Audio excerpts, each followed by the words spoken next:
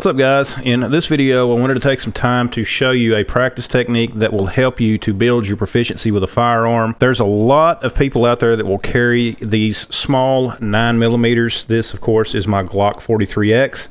This is the gun that we are going to be using. These are very good firearms. They are very reliable firearms, but typically the smaller frame guns, the triggers on them are nothing to write home about in many cases. Now, the 43x is not terrible. It is typical Glock trigger. You do have the spongy take up, as you can see here, and then you hit the wall, and then once you get to that wall, you press the trigger, it breaks, and the reset is approximately right there. And with more people carrying firearms like that, it's a good idea to build your proficiency as much as possible with them. Trigger control is a big component, as I've said in other videos. When you grip your firearm, the grip that you get might not be the perfect grip that you should have when you draw, and typically that grip is going to be the one that you have throughout the duration of the incident. So what we're going to do now, we're just going to jump in. I'm going to show you this practice technique, and then we'll be right back. And what we're going to be using is my Glock 43x.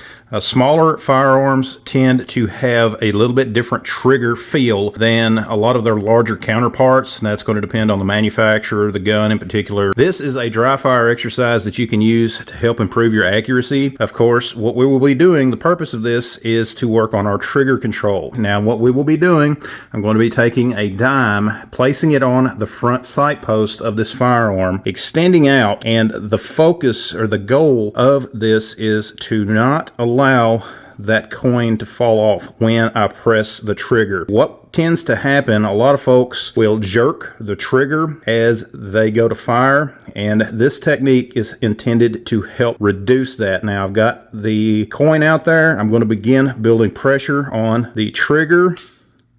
You can see there the coin fell off, and that is because I jerked that trigger. Okay, so let's reset and try it again. Let's reset this.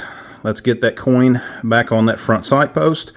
Now, depending on your firearm and how those front sights are made, this may or may not work for you. That is something that you will need to pay attention to. Now, here we go again. I am going to build pressure on that trigger, build pressure, and that time you saw the coin stayed on there, and that is because I applied the proper pressure, the proper technique. I did not jerk that trigger the way I did in that previous shot. But guys, this is just a simple technique that you can use to help improve your accuracy with a firearm. The Glock 43x, of course, is a very popular concealed carry firearm, and it is one that is perfect for this type of exercise. You know, whatever you carry is what you will want to use this exercise with. This, of course, is one of my concealed carry firearms, so it's one that does come with me regularly, and that's why I like to practice with it regularly. Guys, hope you liked the video. Be sure to leave me a comment down below. Are you someone that carries the Glock 43x?